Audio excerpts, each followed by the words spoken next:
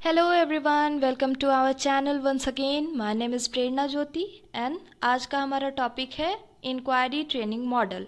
सो recently हमने एक series start की जहां हम न्यूली इंट्रोड्यूस्ड टॉपिक्स को कवर कर रहे हैं, डील कर रहे हैं। सो उसी कड़ी में आज हमारा टॉपिक है inquiry training model. Now let's start.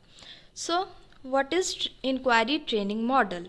सो पहली चीज़, इंक्वायरी ट्रेनिंग मॉडल बच्चों में या स्टूडेंट्स में इंक्वायरी की ट्रेनिंग देती है। By using this model in the classroom, inquiry skills can be developed. The development of inquiry skills needs individuals' attention. बच्चों में इंक्वायरी स्किल्स को डेवलप करने के लिए ये मॉडल हम क्लासरूम में यूज़ कर सकते हैं।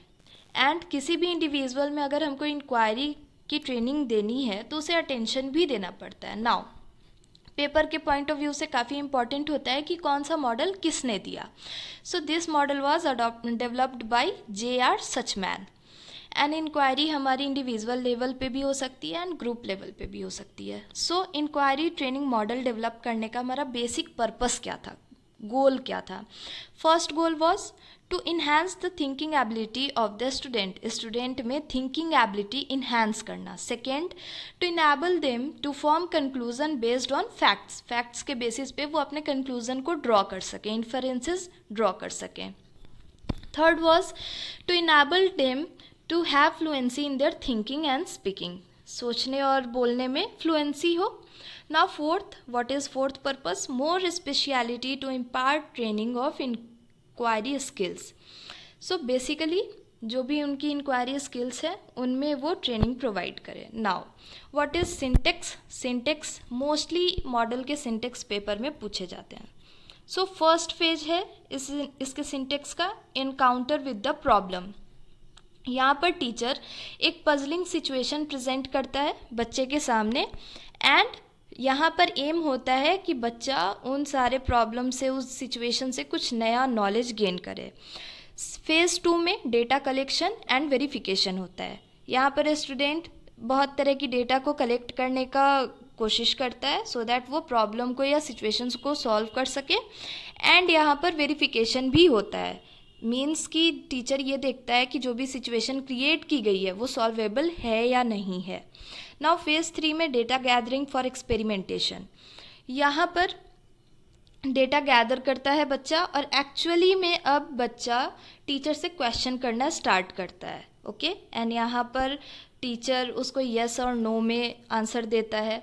ठीक है, सो यहाँ पर बच्चा इस स्टेज में पहुँच जाता है कि वो अब उसके पास जो मिस्ट्री है या जो भी पजलिंग सिचुएशन है उसको वो सॉल्व करे। Now phase 4 is formulating an explanation. यहाँ पर अब बच्चे ने सिचुएशन सॉल्व कर लिया। सो अब टीचर बच्चे को बोलता है कि उसने जो भी उसके पास एक्सप्लेनेशन है उसके थ्योरी को लेके या उसके हाइपोथेसिस को लेकर उसको अब वो एक्सप्लेन करे, डिस्क्राइब करे, टीचर के साथ डिस्कस करे। ओके सो यहाँ पर बेसिकली जो भी हमारे पास एक्सप्लेनेशन होती है उसको हम फॉर्मुलेट करते हैं एंड उसको एक्सप्लेन करते हैं। Phase 5 analysis of the inquiry process.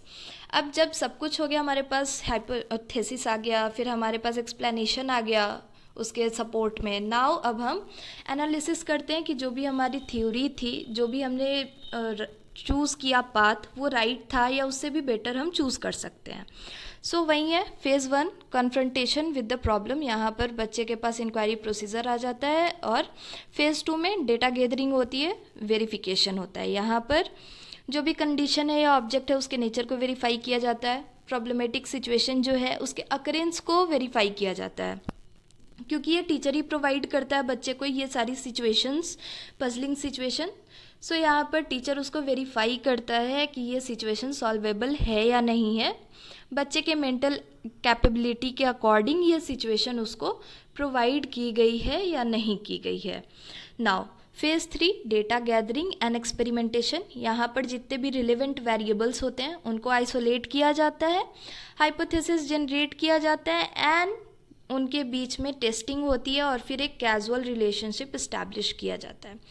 Phase 4 में ऑर्गेनाइजिंग फॉर्मुलेशन ऑफ एक्सप्लेनेशन, ये सारी चीज़ें होती हैं। यहाँ पर हम ऑर्गेनाइज करते हैं, सारी चीज़ों को सीक्वेंस में लाते हैं एंड एक एक्सप्लेनेशन फॉर्मुलेट करते हैं। फेज़ 5 में सारे इंक्वायरी प्रोसेस की एनालिसिस होती है कि अभी तक हमने अपने प्रॉब्लम को सॉल्व करने के लिए जो कुछ भी किया वो राइट था या रॉन्ग था, या फिर उससे बेटर हमारे पास कोई ऑप्शन हो सकता है या नहीं। सो बेसिकली कहते हैं कि हमारे पास कोई भी बेस्ट ऑप्शन नहीं होता है, हमेशा राइट ऑप्शन होता है। सो वही चीज़ है कि और बेस्ट क्या कर सकते थे, तो वो चीज़ हम यहाँ पर एनालाइज करने की कोशिश करते हैं फेज़ 5 में। यहाँ पर बेसिकली हम लोग स्ट्रैटेजीज़ को कर देखते हैं कि कैसा है। Okay, so this is all about inquiry training model. And अगर आपको ये वीडियो इन्फॉर्मेटिव लगी हो, हेल्पफुल लगी हो, तो please subscribe, share and like. Thank you.